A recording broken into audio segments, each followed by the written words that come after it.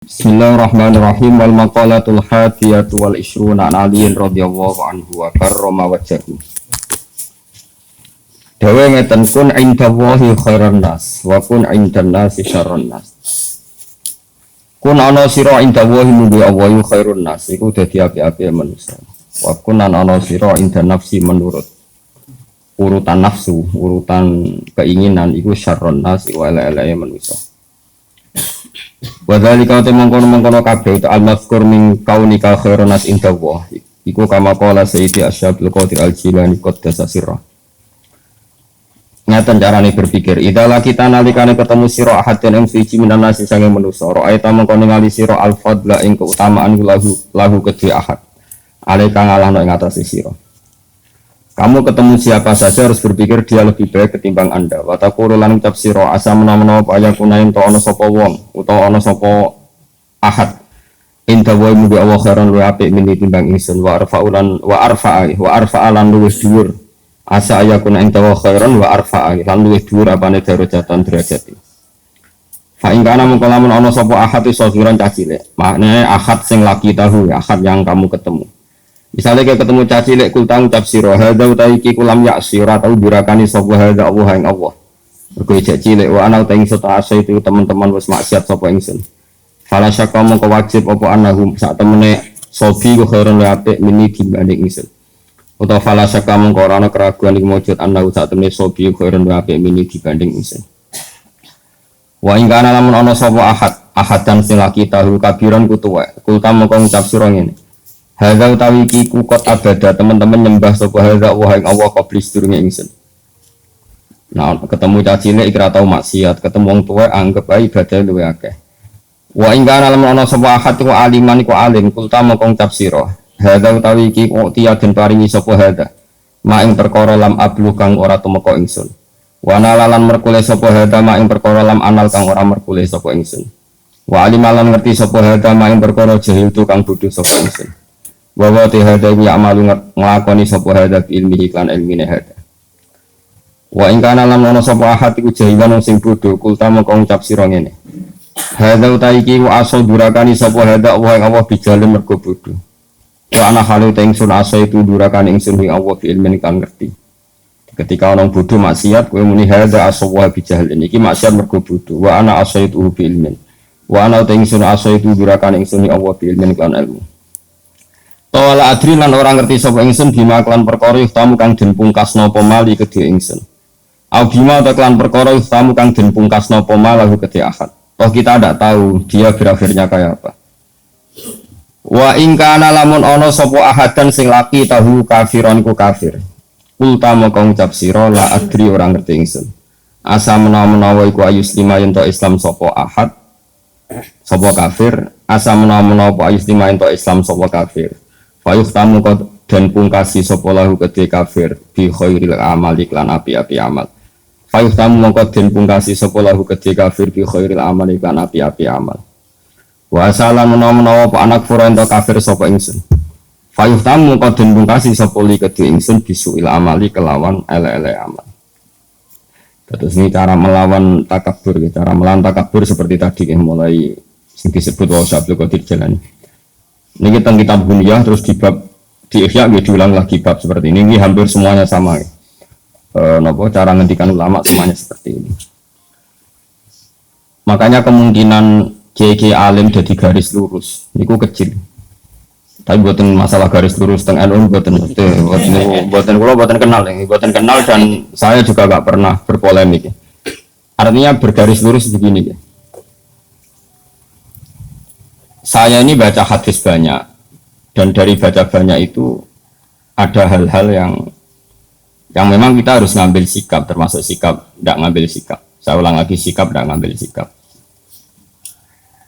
Misalnya berteman orang fasik, orang fasik itu ya macam-macam. Kita sebagai fakih ya, sebagai orang yang mengkaji fikih itu memang fasik itu dibeda-bedakan ya. Ada fasik yang dia ada sholat subuh, ada sholat zuhur, terus dia mungkin sering zina dengan lonte, dengan macam-macam lonte lah contohnya nggak punya suami. Ini fasik masih kategori fasik pasif, artinya dia fasik tapi hak adamnya masih rendah. ini boleh kamu nggak bersikap tegas. Tapi kalau faseknya itu menzinai istrinya orang, faseknya itu menculik anak-anak atau membunuh orang, atau fasek mencuri harta orang, ini tentu kita harus tegas, meskipun tanpa menvonis orangnya, tapi hukuman perilakunya harus tegas. Saya ulang lagi, guys. Jangan karena kitab ini kitab Nasihatul Ibad ini kan ya pas tepaan saja beliau ngendikan tentang haramnya ketakabur dan cara mendidik takabur itu begitu. Setiap orang dipandang lebih baik. Saya ulang lagi, setiap orang dipandang lebih baik.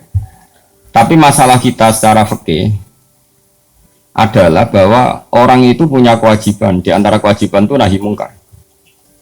Dalam tema-tema seperti ini mungkin orang-orang yang garis lurus, orang-orang yang mungkin di ormas-ormas keras lebih baik.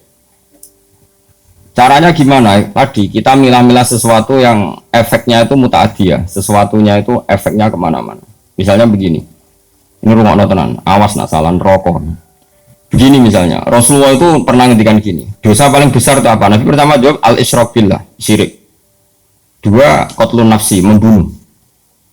3, antuzaniyat bihalilati jarik, menzinai istri tetangga kamu, atau umumnya istrinya orang lain. Sehingga dalam Islam tidak ada orang membunuh orang lain terus kemudian ditakwil. Jangan-jangan punya motif yang positif, tidak bisa, ini kriminal, loh. Makanya jangan sembarangan kamu bilang misalnya kita harus berbaik-baik orang fasik, bisa saja nanti husnul khotimah. Fasiknya mana? Urusan husnul khotimah itu urusan Tuhan. Tapi kalau fasiknya ini dengan cara yang muta'adiyah, yang efeknya itu merugikan orang lain, kowe iso nyabari orang yang menculik anak kamu, yang menculik istri kamu. Tapi kamu bisa mensabari orang yang nggak pernah sholat subuh. Saya ulang lagi, kowe iso kan nyabari orang nggak sholat subuh, nggak sholat duhur, bisa kan? Tapi nak menculik istri kamu, anak kamu, tidak bisa. Syariat pun mengatakan tidak bisa. Orang membunuh orang lain ada kisos. Orang menzina setelah kawin ada rajam. Bahkan orang yang menculik, menggarong dan membunuh itu nggak boleh langsung dibunuh. Itu ada yang dicongkel matanya, yang disalib macam-macam. Harus keras hukumannya dalam hukum Islam. Makanya nggak boleh ngaji satu kitab hanya karena satu kitab terus kita ngaji terus tawadhu, ambek wong sing mateni bojomu ya tawadhu. Ambek itu gendeng gitu nih orang tawadhu tapi kok gendeng. Jelas ayatnya iki innama jazaa'ul ladzina yuharibuna Allaha wa rasulahu wa yas'auna fil ardi fasadan ayyuqtalu aw yusallahu, bukan sekedar dibunuh tapi apa? Disalib. Aw tuqatta'a aydihim wa arjuluhum min khilafin aw yunfau minal ard. Sebelum disalib tangan kanannya misalnya dipotong, tangan kirinya dipotong, atau selang-seling tangan kirinya dipotong, tangan kanannya dipotong. Aw tuqatta'a aydihim wa arjuluhum min khilafin. Khilaf itu di apa? Diselang-seling. Itu hukumannya keras sekali. Begitu juga misalnya maling yang melebihi rubu dinar. Meskipun kita tidak bisa melakukan hukum itu karena kita di negara Pancasila, itu nggak masalah, kita tidak melakukan itu. Tapi kita tahu kadar emosinya Allah, kadar dukanya Allah dan Rasul. Saya ulang lagi ya. Saya pernah ngomong ini, matur ini di depan Kiai Kajen. Jadi begini, maksud saya kenapa saya cerita ini. Kemarin saya juga pas hari apa itu. Tanggal Kamis itu kan tanggal 1 Muharram ya, berarti Rebu. Kemarin Rebu saya ada acara aswaja di Tayu dengan Gus Zofur, terus saya habis itu ngajar Mahatali di pondoknya Mbak Sahal. Saya ngomong begini, hukum itu kamu tidak harus bisa melakukan, karena untuk mengeksekusi qatil, misalnya pembunuh itu butuh hukum negara. Dalam konteks ini negara Islam, kamu nggak boleh misalnya sama pembunuh anak kamu langsung membalas apa? Membunuh tanpa hukum apa? Lewat hukum negara, memang aturannya gitu. Semua sahabat dulu nggak pernah langsung membunuh pembunuh ayahnya, tapi matur Nabi dan lewat pengadilan, lewat keputusan negara. Begitu juga orang zina nggak langsung dibunuh, tapi lewat Nabi dan terserah Nabi memberi hukuman apa. Tapi hukum pokoknya boleh dirajam.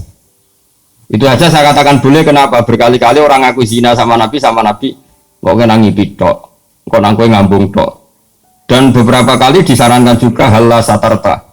Mbok ya kamu tidak usah apa? Bilang, kamu tidak usah ngomong. Jadi tidak langsung dirajam tapi sekian dikasih.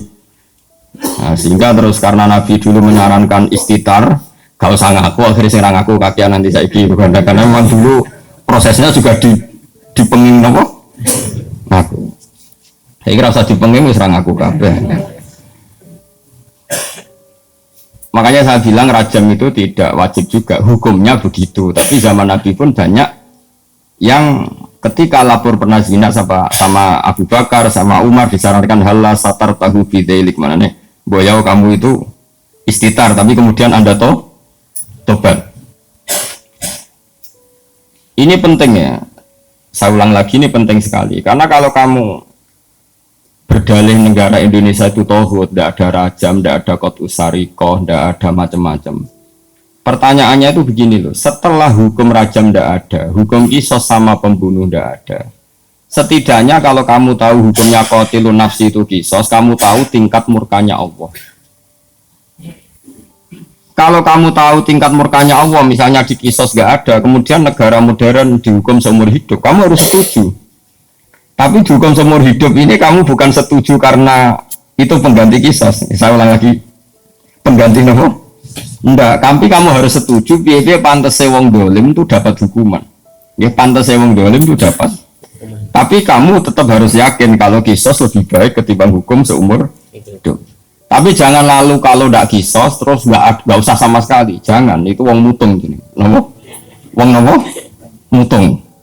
Dalam kaidah fikih tidak boleh seperti itu. Jadi malah yutroku kulluh, la yutroku kulluh. Kalau tidak bisa ideal ya jangan sama sekali. Guiling-gilingan nak orang yang berbuat dolim lahum fid dunya khizyun, di dunianya harus dapat kehinaan. Begitu juga menyangkut lonte, sundel dan sebagainya, copet. Misalnya ada orang jadi lonte karena ini negara modern, demokratis, nggak ada hukumannya, itu urusan hak asasi manusia, apalagi dia tidak punya suami. Oke, itu urusannya. Tapi kemudian delalah tonggo-tonggo ini nyebut itu lonte, sundel, WTS, terus maling, copet, germo, wes elek-elek lah. Cara wong nganggur ya sampah masyarakat, gento, macam-macam lah.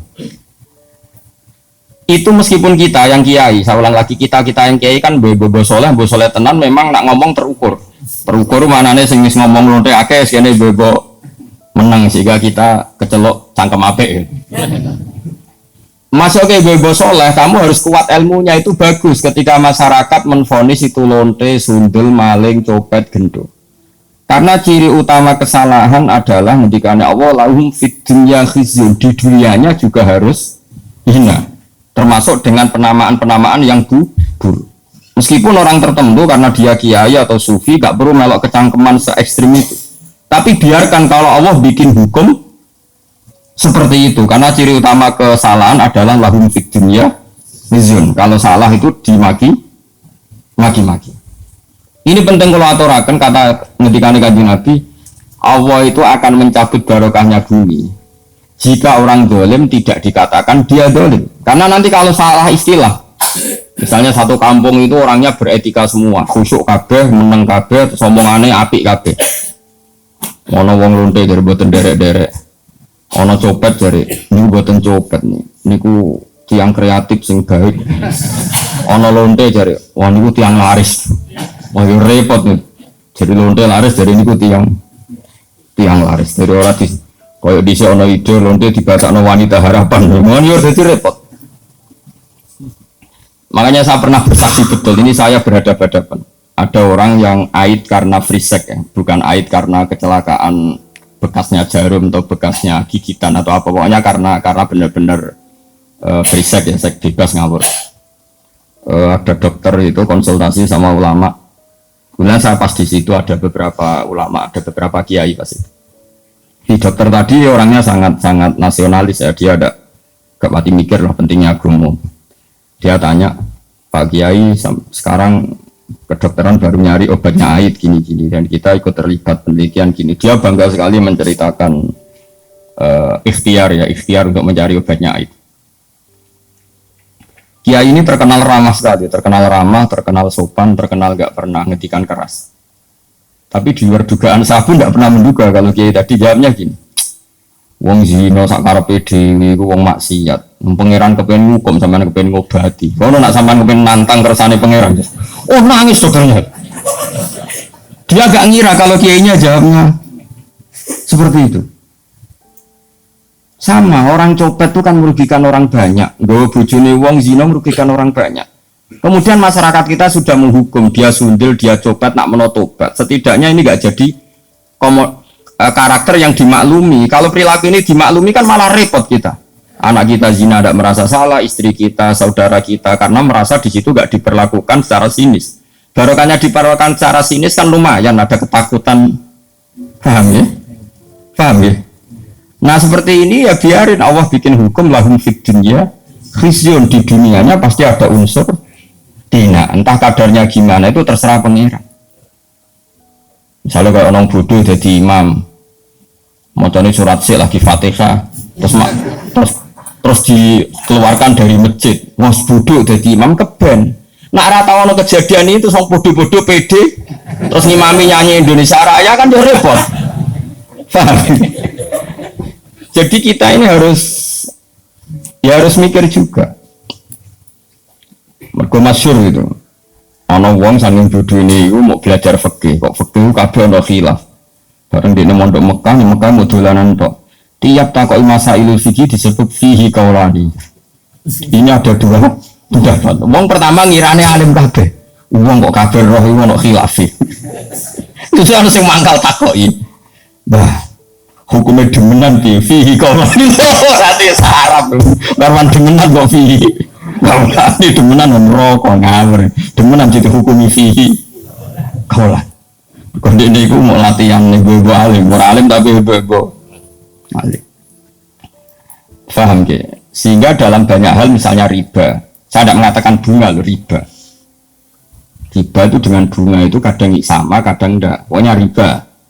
Allah jelas ngendikan, jika kamu tidak meninggalkan riba, maka fa'dzanu biharbin minallahi wa rasulih. Kamu harus beri pengumuman kalau orang yang riba itu sama dengan memusuhi Allah dan Rasul dan menantang perang. Jadi fa'dzanu biharbin minallahi wa rasulih. Harus jelas. Paham ya? Terus kalau suwon kayak ngerasani itu. Ngerasani itu hukumnya haram.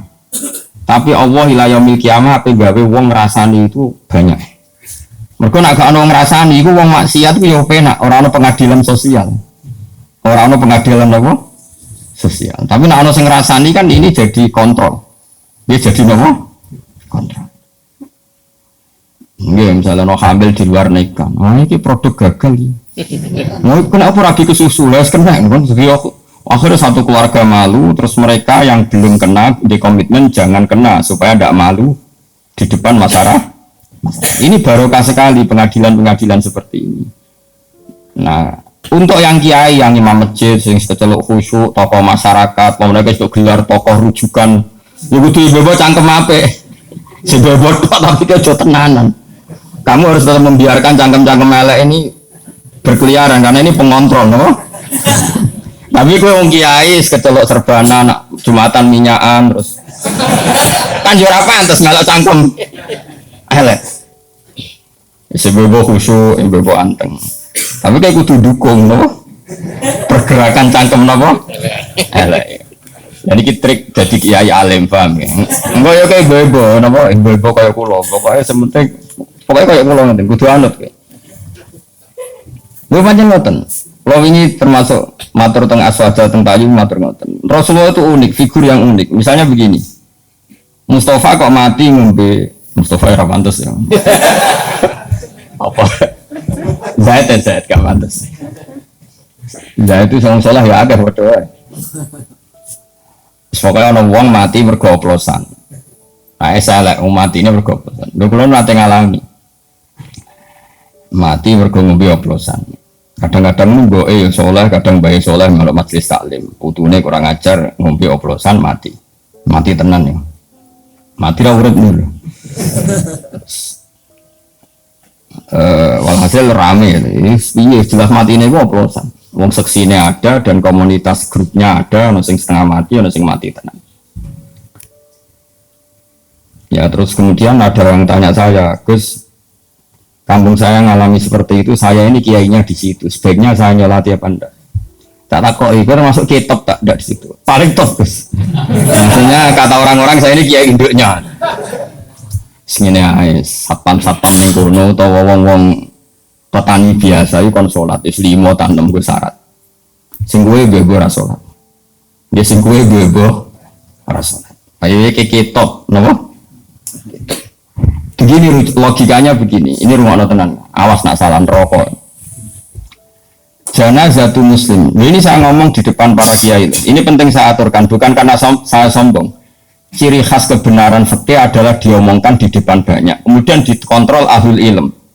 Kalau ahli ilm nanti tawa atau setuju, ini biar jadi hukum konsensus. Kalau enggak, biar dibatalkan. Bahwa Gus Bak kemarin sesat menyesatkan, biar dibatalkan oleh kiai-kiai itu. Paham ya? Makanya statementnya orang alim harus di depan para orang alim. Enggak boleh hanya diomongkan santrinya saja. Nanti kalau salah, kan santrinya enggak berani. Makanya saya itu malah pede. Kalau saya malah kebalikan. Saya itu kalau matur di depan kiai kajian, misalnya ada acara muludan, kiai kajian rawuh semua, saya malah pede. Pikiran saya nak salah, saya kontrol. Aku rapede malah mulang di sini. Salah yo ora konangan, bener yo ora untuk penghargaan. Jadi dianggap. Jadi biasa ya. Ya, tapi kan ibadah, mulanya ibadah. Begini logikanya. Ini kalau matur bolak-balik. Saya ngaji di mana-mana matur ini. Komunitas gendo atau orang fasik atau pemabuk itu kalau kita tidak datang, kita maknanya orang soleh atau orang yang sedang soleh, pokoknya apil. Mereka kan nanti takutnya punya kefiah baru. Nak koncone minum mati kok digolekno whisky, wis kowe dhisik tuku kelaran tuku Petrus, apa Petrus saiki kenangan dia mati tak ubeni whisky. Untuk pas mati agak digelundungno. Dengan orang-orang soleh tetap datang, setidaknya kefiah Islamiyah ini terjaga. Ya didusi, dikafani, disolati. Si piye-piye ini janazatu muslim, janazahnya orang Islam. Ini saya ngomong di depan para kiai, sehingga tradisi Islam terjaga. Wes kowe gelolah mbek sing mayit. Tapi piye-piye kita itu khawatir ada tradisi tandingan, yaitu kalau kita tidak datang kemudian dikelola ala orang fasik, dikopi ombe arak atau digelundungno. Begini cekinan, remi, repot mana? Wes cara kula, wes sak tahlil bid'ah lah, keng gremeng tahlil lah. Anggap ae ini penolak ceki, wes wes keng gremeng lah, wes gak ono hadis sunah Rasulullah. Nang zaman Nabi ben tahlili sapa, Nabi jelas warga kok tahlili minyak wong. Karo dene zaman urung ono mudin ngundang sapa? Tapi kira saya yakin nak tahlil itu ada tuntunan, kayak gak hadis sahih gawe-gawe tahlil kalau ada hadis sahih. Is biasa orang anggur telakon. Apa bertakon itu yang Gus, Anda ini orang alim, cinta kok gitu untuk sunnah Rasul. Kenapa datang di acara tahlil padahal tidak ada hadisnya? Podo cangkem melek kau gue orang hadisnya ini. Podo orang hadisnya geger. Nggak ada Nabi ngajari cangkem. Ada. Berarti sama-sama. Sama-sama racunnya semuanya. Rawanin Rosno. Nah ini saya ulang lagi, ini rumah tenan ya. Orang yang jelas mati oplosan, pernah juga ada yang tanya orang yang mati bunuh diri.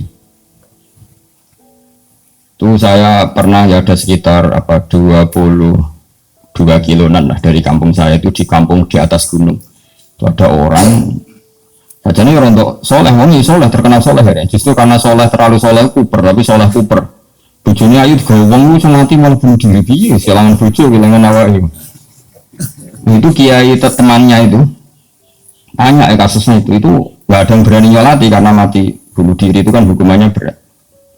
Ya kayak mati oplosan, mati bunuh diri, mati firor anisyafi, lari dari perang, atau mati pas di tempat maksiat, tempat mesum macam-macam lah. Ini caranya gini, cara berpikir kita. Kalau kita tidak datang, kita ini siapa saja, tidak harus orang banyak. Nanti mereka melahirkan kaifiah baru. Ya saya ulang lagi, melahirkan ya, itu satu. Dan ini tidak baik bagi Islam, karena nanti setelah ada kaifiah baru, kita ini malah kesulitan menghilangkan. Paham ya? Kesulitan enggak? Karena nanti kalau ada orang fasik mati, sing masjid menunggu. Grupnya mereka sudah bikin kaifiah belum? Ternyata mereka datang lebih awal terus dikefiahkan ala mereka, nggak ada sholat, nggak ada kafan, terus langsung di kita kerepotan kan? Mendingan kita datang. Dan alhamdulillah tadi saya contohkan rata-rata mbahnya itu ya orang soleh atau keluarganya atau RT-nya. Sehingga karena mereka soleh ini kayak sepakat masuk fasik lah diperlakukan sebagai janazah itu muslim. Mung kadang bae nangis-nangis ning kiai putu kula Gus, putu kula yai jenengan dongakno di sepuro njen kelakuane pun ngoten macam-macam. Nah, dalam tradisi Rasulullah dulu ketika Abdullah bin Ubay mati karena anaknya santri, nyatanya Rasulullah datang karena menghormati keluarga. Ada roh nak kelakuannya Abdullah bin Ubay itu kayak seperti itu. Anggap saja kamu menghormati keluarga. Dua, menghormati kaifiyah Islamiyah, yaitu kaifiyah Islam yang tadi. Karena kalau ada kaifiyah baru kamu yang repot. Lu kalau nanti ngelakoni ini nyata. Di kampung sebelah saya itu terkenal wong itu tukang nanggap dangdut, dan itu blotor-blotor nih, macam-macam lah. Nah itu orangnya itu kultus sama saya. Tapi ya kultus wong abang kan, Gus, sesuatu anak kula nikah, jenengan sing akad lho. Yo jam 09.00. Mungkin rapi tuh jam 2 wonten dangdutan. Lah terus piye? Jenengan teko sing akad mari yo. Ya tenang ya. Wah itu termasuk sisi kontroversi saya karena orang-orang itu. Iya Gus, sekarang ngomongin maksiat jangan kok gelem teko. Makanya saya ini diuntungkan terkenal ngalim, mau kan sungkan mau gelem tok rawani, jadi penting terkenal ngalim penting, paling gak wong nyoali apa? Karena pikiran kita sederhana, kalau kefiatun nikah orang alim tidak mau datang, lalu mereka kalau bikin kefiah baru juga kita kesulitan. Setidaknya dengan mereka masih butuh orang alim, ada kefiah sing mujma' alaih, yaitu cara mati mayit, oplosan lah didusi, dikafani, disolati, dipendem. Saya sebut satu-satu ya, didusi, dikafani, disolati, dipendem. Kefiah nikah ya dinikah waline atau wakile dengan 2 saksi. Wes. Sekarang kalau kita tidak datang, lalu mereka bikin kefiah baru. Makanya saya anggap kita datang ini fardu kifayah, datang saja. Nah, tapi jangan kitopnya. Nanti kalau kitopnya datang semua punya pikiran begini semua, lalu bedanya yang sholah be fasik. Semua mati oplosan sisteko yo wake, sing imam misalnya PBNU, BP Muhammadiyah. Engko sing mati wong soleh karena tokoh sing teko yo. Terus samal farku bena, apa bena, kan ya lucu. Makanya ini uniknya Rasulullah, ada seorang fasik karena punya utang gak nyaur. Nabi datang. Nabi tanya, apakah mayit ini punya utang? Ya ya Rasulullah. Nabi langsung balik kanan, nggak mau nyolati. Saya tidak mau nyolati orang yang punya utang. Nanti kayak bejo orang menangi Nabi. Waduh orang bakal Nabi nyolati umatnya zaman akhir. Karena kabeh duwe utang. BPKB ini tonggo pisan. Musuh utang sih ngaku BPKB ini tonggo. Iya gitu. Oh, itu mau orang dinar itu sak dinar mau 4,2 gram. Tahu tak itu mau sekitar 1,6 juta. Itu Nabi pun purun, betul purun. Saya kiki lah. Utangnya bro, soalnya 4 juta. Niki nanti kalau tanglet utangnya 4 juta. Saya gelem Nabi. Kulo mun di atas 10 juta, tapi orang ngangkai 20. Tadi kan aset kulo 1 juta, mau CD. Ke 4 juta aset temu bro. Ini bos Nabi gak kerso. Itu masyhur, Nabi itu gak mau nyolati. Tapi sebelum Nabi tidak mau nyolati, Nabi ngendikan gini, itu masyhur di hati-hati. Sallu ala sahibikum. Aku ra nyolatillah, tapi kue-kue kudu tetep nyolati. Sehingga kata Imam Nawawi dalam Syarah Sahih Muslim mengatakan, jika ada orang fasik meninggal, maka sebaiknya kitopnya itu nggak usah ikut nyolati. Taruh saja orang kan sepakat lah, misalnya di kawasan Rembang Mbah Mun, di Hajen misalnya dulu Badullah, di Kudus misalnya dulu sepakat orang Barwan. Ini kan kayak kitop sing mujma' alaih. Ini sebaiknya tidak usah nyolati, karena ini nanti jadi apa ukuran. Ternyata orang fasik lah ya disolati wong top. Ya sing nyolati cukup ya sak Mustofa terus teko mbek kukur-kukur terus salate rapati fase. Pokoke sementing ono salat. Piye dengan ada salat ini berarti ada keberlangsungan tradisi Islam dalam mengelola jenazah. Paham ya? Kados kula ngakatno nikah artise ndek itu teko mesti delok.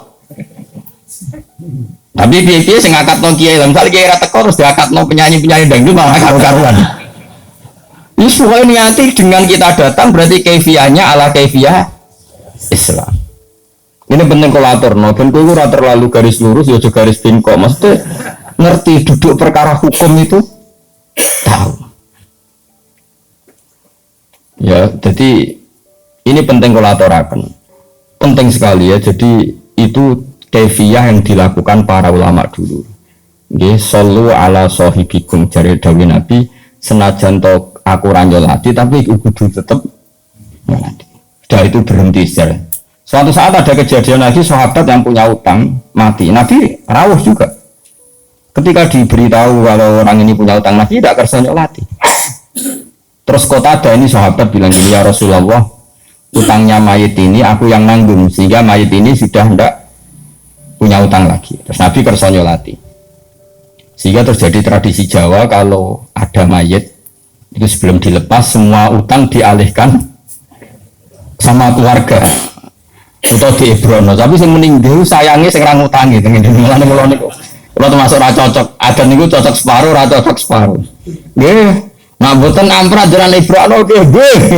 Sing meninggal sing ngutangi to. Mboten wong ra jelas-jelas bengak-bengok. Nggih. Ibro itu sah itu dari yang ngutangi apa dari yang bengok-bengok? Tapi itu lumayan, setidaknya ada tradisi bahwa maklumat bahwa utang itu diambil alih yang nopo hidup. Makanya kata Imam Nawawi gini, Imam Nawawi lucu nanti kan, dia rasa soleh, rasa kecangkeman, dan orang diutang rambut solati. Rasulullah pas wafat itu masih punya tanggungan sama orang Yahudi. Nanti dia jogeman gedeng utang. Itu hebatnya Rasulullah. Beliau itu akramul kholqi, tapi tetap hidup keadatin nas. Umumnya uang diutang, Nabi itu utang. Itu Rasulullah. Ora koyo kowe diutang asli, nah niku wis anjen asli permanen. Wong asli ra iso. Tapi Nabi tetap karena meringankan hisab, Nabi tetap di jaminan yang lebih atas ketimbang utangnya. Jadi Nabi itu pernah punya utang itu dihitung sama ulama. Itu salah sunasoan, hanya 30 sok. Anggap saja dari Indonesia misalnya 30 kilo beras. Nabi menjaminkan dir'an min adro'ihi, min duru'ihi. Itu nilainya baju perang zaman itu secara sakniki itu sudah hampir 500 juta apa 500 ribu yang paling murah. Berarti kamu itu berlipat-lipat dari, artinya kalau kamu punya utang sebaiknya jaminan ini di atas yang kamu utangi sehingga nyari ridhonya yang utangi itu lebih tinggi.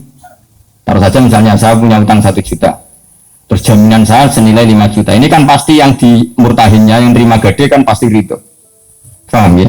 Bukan karena hitung-hitungan bank takut reso nyaur terus naik boten karena itu, ini kita ada orang-orang yang seperti itu. Jadi saya ulang lagi ya, konsensusnya ulama dulu mulai zaman Rasulullah sampai sekarang itu kiai-kiai biasa nyolati tanggane yang terkenal fasik, terkenal gento, terkenal maling. Tapi sebaiknya kalau mungkin kiai topnya ini tidak usah datang. Tapi nanti kampung-kampung rata-rata datang semua, gara-gara kan tidak semua orang kan takut merasa kitab, sampai gejol-gejol kan, tapi mau orang teko.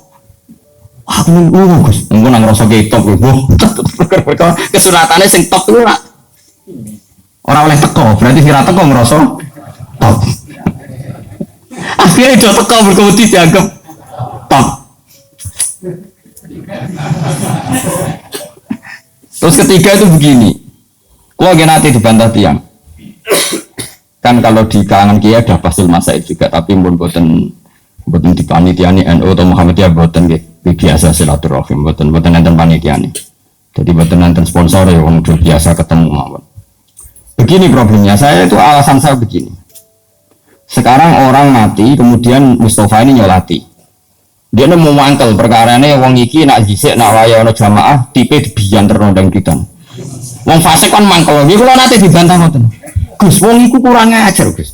Nak ono Jumatan tau disumeti mercon, Gus. Terus dia cerita, masjid kula nate protol gara-gara niku. Kok jenenge ngengken kula nyolati. Keberatan, Gus. Kok dia cerita elek nak ono jamaah disetelo dangdut. Pokoke njen wong fasik nek nak mangkel.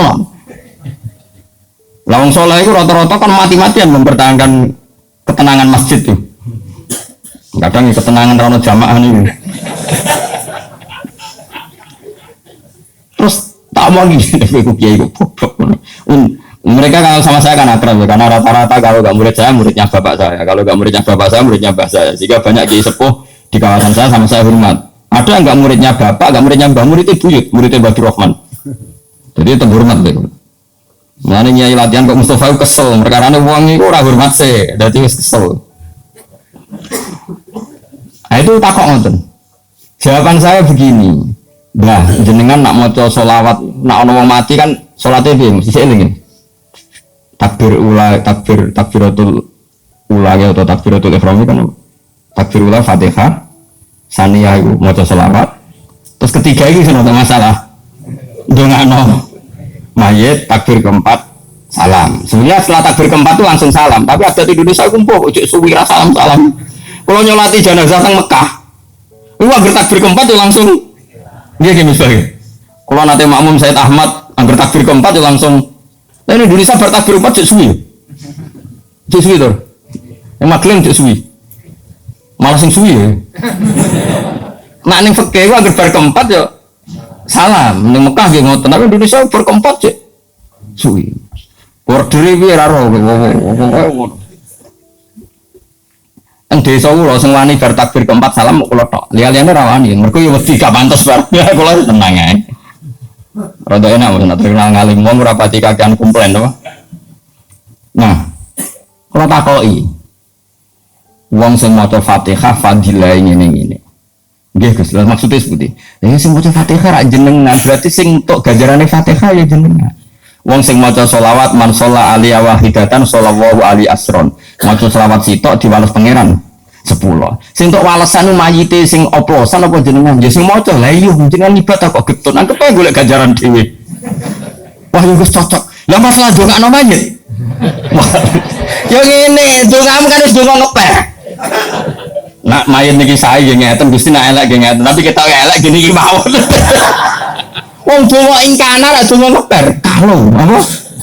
Kalau kan kalau ini mayit baik, kalau ini mayit jelek. Malah penak to kira sang hukumi pun iki. Wa mayamut walam yatub min dzambihi fa amruhu mufawadun li rabbi. Wong mati orang tobat niku urusane jenengan. Akhirnya bengi tahlil. Ngerti kok wong kok tahlil jare Gus Pak. Tahlil itu maca kalimat thayyibah kan sono. Mangko la ilaha illallah dakhalal jannah. Saiki sing la ilaha illallah sing tahlil apa sing mayit? Sing tahlil. Berarti sing dakhalal jannah. Sing tahlil. Wong sing maca la ilaha illallah dakhalal jannah.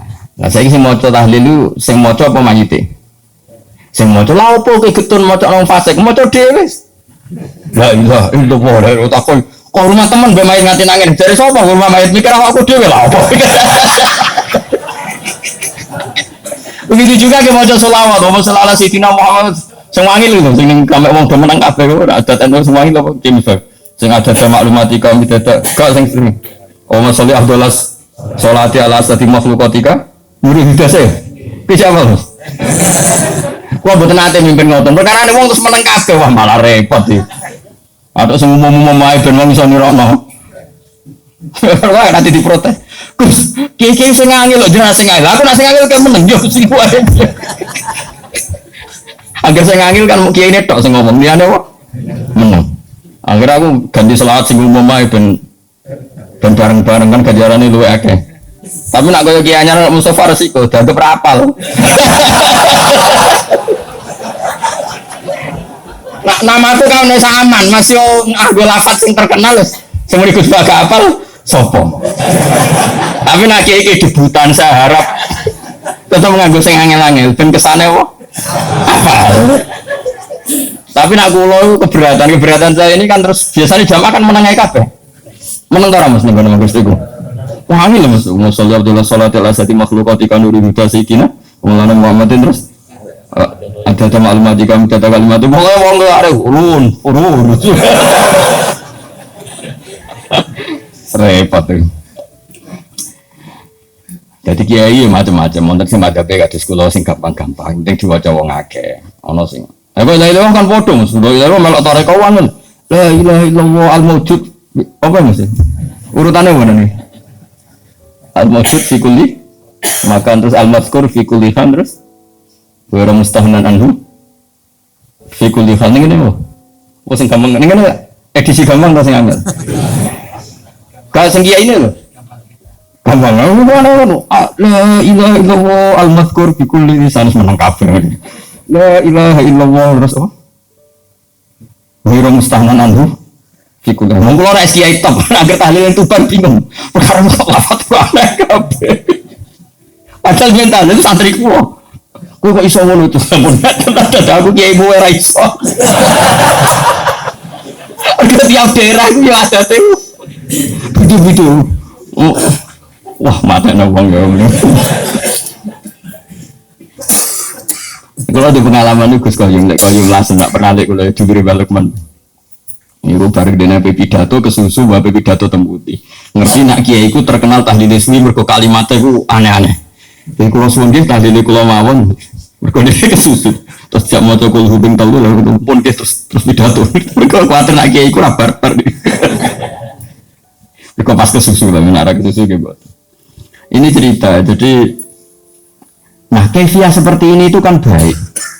Kalau di orang fasik kefiah ini tidak kita datang karena takut mangkel lah be mayit tunggu semayit gendong kok tak dongakno. Oke, dari segi itu berhak kita mangkel ning wong dolim. Masalahnya kalau kita tidak mengisi tradisi ini, diisi oleh tradisi mereka terus ceki minum-minum, lebih sulit lagi kita menghilangkan. Mendingan gelo-gelo sithik ngempet-ngempet sithik tekon ning majelis niate murid-murid tradisi Islam. Senajan to kowe gedeng mayit. Gedenge ora iso mbok ilangi, gak apa-apa. Pancen mayit itu lalas sing dicolong ya donyamu. Masjid sing di imamane Gus niku riyen kena mercon. Wonten wong nak fase ning desa kan wis parah tenan. Kados desa kula nu aman ya wonten kiai mulai buyut-buyut. Desa-desa debutan itu ora repot to. Biasane langgar jadi sasaran. Lan kula sanggeng Mustofa ki debutan wangel kan wapet. Rapot ya itu nengono dilarakno macam-macam. Ini saya ulang lagi ya. Jadi ini supaya sampean tahu. Jadi tapi kalau kefasikan itu yang mutaadiyah tadi yang saya kayak enggo bojone orang yang membunuh, kamu nggak boleh ngendikan yang lunak, harus keras. Meskipun kita tetap ingin dia tobat tentu ya, tapi hukumnya harus keras. Makanya Nabi keras, kamu menzinai 10 wanita yang tidak bersuami dengan satu menzinai istri orang, itu dosanya berlipat-lipat satu orang atau satu zina yang istrinya orang. Tentu Nabi pun ada kualifikasi karena tidak mungkin. Taruh saja misalnya Nyun Sewu ya, naudzubillah ya. Orang menzinai lonte ini kan profesional, haknya kan hanya hak Allah. Kamu yang hanya melanggar itu hak Allah. Kamu melanggar aturannya Allah. Tapi kalau menzinai istrinya orang, apalagi orang ini merasa istrinya ini afifah apa? Afifah itu apa cara Jawa? Gak menzina lah Pak Afifah. Kayak apa? Jadi bojone pamit ning mall karena suaminya mau Afifah disilai mobil digawani ATM. Sebenarnya demenan. Kayak apa? Mangkal mobil diganggu fasilitas dari suaminya. Kayak apa? Makanya Nabi jelas ngendikan dosa besar itu antuzania bihalilati jari, kamu menzinai istri orang itu. Istri orang pun di kelas-kelaskan, terutama istrinya tetangga. Ada urutannya. Jika kalau seperti ini Nabi tegas sampai misalnya yang sewa ada hukum rajam. Saya pernah dalam Bahsul Masail ditanya, Gus, rajam itu kan jahat, masa orang dibunuh gini-gini karena zina? Saya jawab, oke, kita dalam Islam Indonesia nggak ada rajam. Tapi Allah selalu mempertontonkan kematian yang sama. Ini hujatullah. Misalnya begini, saya tanya, andai kan ada hukum rajam tegas, mungkin satu Indonesia yang kena rajam itu nggak sampai 100, nggak sampai 10 sama. Karena syaratnya harus ada saksi 4 sing nginceng. Ku iku kudu roh detail mlebune alat kelamin ning vagina. Ada era kelonan kok ora cukup. Aku roh ning dhuwure tetep ora iso dalam hukum Islam kudu roh alat kelamin lanang mlebu ning vaginane ta wedok. Kan ra ngarah roh. Terus roh papat kudu bareng. Ada gentenan ya tidak diterima.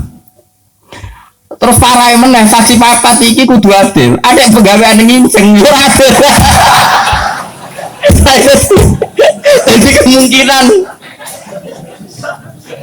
kemungkinan tercapai rajam kan ada saksi 4 yang melihat langsung alat lelaki kelamin masuk ning vagina. Terus wong iki gak fasik, termasuk fasik sing pegawai deh. Misalnya itu sebenarnya Mustafa Adil, lu kok nganti roh? Gua pengen itu, lu orang soleh sih nginceng lah. Nah, kemungkinan jadi, oke, berarti yang kira-kira yang kena rajam itu hanya 10. Bandingkan tanpa hukum Islam kayak di Indonesia, yang mati karena cemburu berapa? Ini bukti bahwa hukum Islam itu benar. Kita membiarkan hukum zina seperti ini di Indonesia. Tapi gara-gara cemburu, istri membunuh suami membunuh istri. Pasangan muda membunuh pasangan selingkuhannya macam-macam.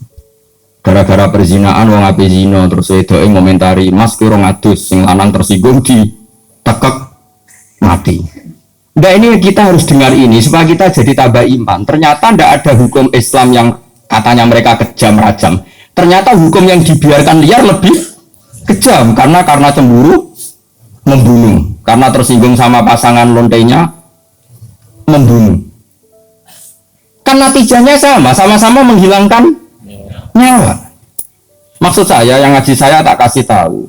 Oke, kita tidak pakai hukum rojam, tapi Anda harus tetap tahu di luar hukum rojam toh lebih sadis. Itu kan ada yang di Surabaya itu mati jadi dilebokno tabung LPG jadi semen. Gara-gara demenan wedok konangan terus sampai istrinya yang tua itu karena lebih kaya nyewa preman dipateni dan dimutilasi macam-macam. Coba kalau kematian-kematian di TV rata-rata kan pasangan selingkuhannya. Artinya kita seneng ya, seneng artinya gini.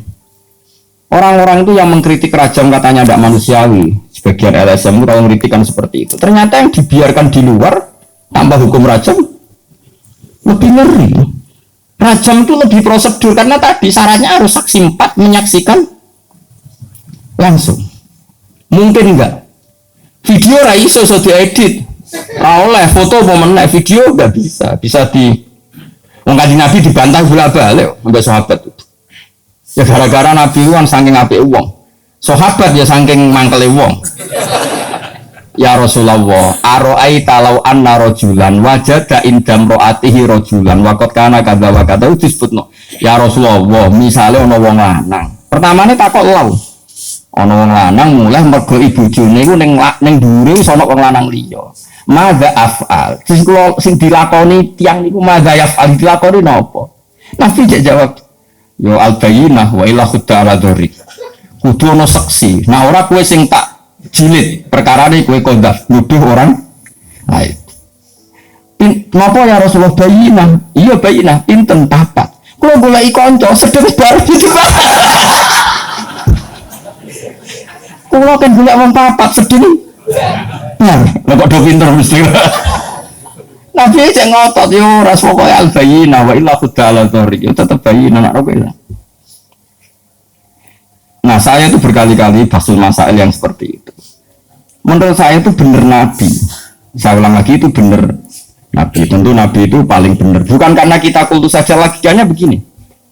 Oke, dalam konteks orang soleh kayak Mustafa, mungkin cerita seperti itu benar.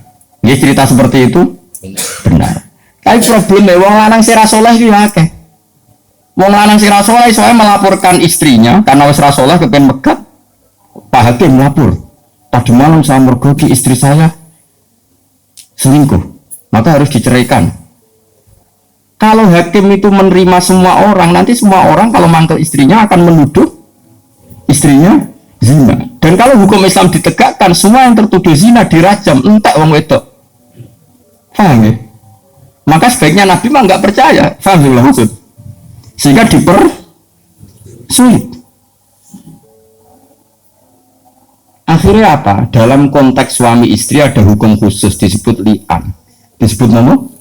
Li'an. Li'an itu istrinya didatangkan di masjid, zaman dulu kan tidak ada kantor pengadilan. Suaminya didatangkan di masjid. Sama-sama bersaksi tabri'ah. Tabri'ah itu gini, disuruh sumpah 4 kali. Yang kelima itu sumpah, cara saat ini sumpah sabar bidek. Sumpah pocong cara Madura. Kalau saya bohong dalam menuduh istri saya siap kena bedek atau kena laknatnya Allah. Terus istrinya di depan Rasulullah sumpah 4 kali, yang kelima saya siap mendapat adab Allah jika saya bohong.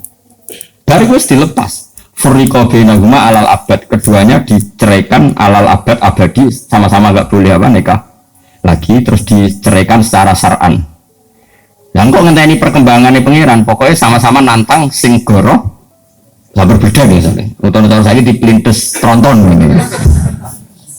Kalau di daerah saya gitu kan anak pantura tuh. Nah tukaran gue. Aku ada nganti melok wong iku. Tabrak truk. Terus yang musuhnya, ojo truk tok muni tronton. Saking mangkel. Lah ngedebat kok. Nak sembung belah yo ono kecemplung segoro. Sumpah apa? Mungkin nak biasa nih Merapi, sampai ke Cokot Ulo kan sesuai daerah apa masing-masing. Ini penting kalau aturakan ya. Jadi saya mohon sekali, jadi untuk hal-hal yang menjadi hukumannya Allah, kamu harus angkat tangan. Biar Allah menghentikan wong-wong maksiat itu lahum fid dunya khizyun. Di dunia itu pantes sih, itu untuk ono inane. Mulane dalam Indonesia udarane copet yo. Copet ora kok ini jenius. Berkali-kali aksi kok gak konangan. Berarti sing dicopet itu bodoh, sing nyopet wah ya repot nang suwe-suwe nak gak ono bahasa hukum nanti begitu. Kok lonte barang itu orang yang menarik. Sampai banyak orang tertarik. Berarti hebat. Wah ya repot. Lan kula seneng Indonesia niku tak anggap apel. Artinya apel itu apa ya? Bahasa Indonesia meskipun Nyun Sewu yang melafatkan tokoh-tokoh nasional pun atau TV-TV nasional bahasanya tetap ada razia Satpol PP kepada penyakit apa penyakit masyarakat, bahasanya masih seperti itu, penyakit masyarakat, terus ya pokoknya sampah masyarakat masih bagus. Tapi kan nanti kalau bahasanya dirubah hanya karena nuruti Nyun Sewu kemanusiaan, Satpol PP memburu orang yang belum dapat pekerjaan, yang sementara, wah malah kangelan repot. Secara pulau is bener bapak. Sampah masyarakat, penyakit. Ini bukti bahwa Allah itu kuasa. Jadi Allah itu gak ada sunnah. Barang maksiat itu delalah secara nasional maupun internasional itu dibahasakan secara keras. Nah, soalnya Amerika ada rani lonte gitu. Aku sering lihat film-film Barat. Kalau sering lihat yang konsensus mawon. Ternyata gambarannya di Barat kalau ada istri sah kok suaminya selingkuh, ya sing dimarahi ya selingkuhan. Orang kok selingkuhan marahi istri resminya. Masuk ning Barat, masuk ning negara komunis itu PKI lah, ning Cina. Sing nyolong mbek sing dicolong sing mlayu sing ndi? Sing nyolong. Lho kok ijek Islami kok roh nak sing nyolong. Ora kok sama rata sama rasa terus. Paham ya? Mulane bener zaman Kisah almarhum.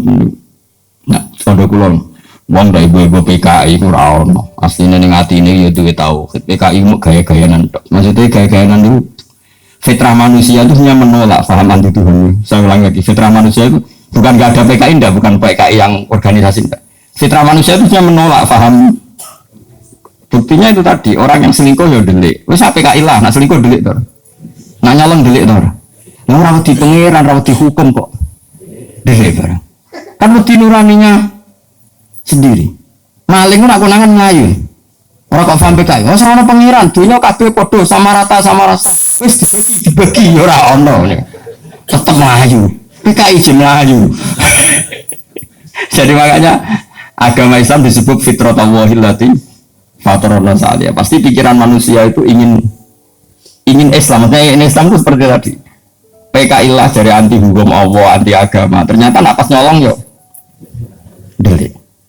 Harusnya kalau dia tidak meyakini itu haram, tidak meyakini itu masalah kan gak perlu delik. Jadi bar nyolong terang-terangan disentak sing donga. Dia dunia aku mbok jupuk. Dunia iki sama rata sama rasa. Sembrono iki coba anggap dunia. Enggak juga kan. PKI jumlah sama rata sama rasanya gimana ini? Jadi makanya cara Allah itu nggak bisa menerima orang kok tidak Islam itu tidak bisa karena Allah bikin dalam tubuh manusia itu fitrah dan fitrah ini pasti sesuai dengan Islam. Ini disebut fitratullahil lati fatarana salih. Bahwa agama ini sesuai fitrah nurani manusia. Wong kula dungan ini Muharram mergi ngaji tinggal pun boten Muharram. Bismillahirrahmanirrahim. Alhamdulillah ya ghafur ya syakur wa sholli wa sallim ala habibina wa ala khalilika Ibrahim najika Musa sofika Isa satu hiratan fika sikinan wala anbiya ika rasulika Allahumma ya Allah innaka ta'lamu sirrana wa alaniyatana faqbal ma'firatana ta'lamu ma fi nufsina faghfir lana dzunubana wa ta'lamu hajatina fa'atina sulana ya Allah Allahumma yassir lana umurana yassir lana umurana wa barik lana fi harakatina wa sakatina wa qina ya Allah min syarri ma qudira lakal hamdu hatta tarda wa lakal hamdu ila radita walakal hamdu ya Allah ba'da ridho ya Allah ya Allah lakal hamdu ya Allah min al-mizan wa min ta'ala wa mablagha ridho ya Allah muntah Allah malakal hamdu kama bagi di jadari fika almi subhanallah nusif ana alaika anta kamu Allahumma ya ilahana ya Allah adrikna bi alaika wa na'maika fi kulli halatina sahatina.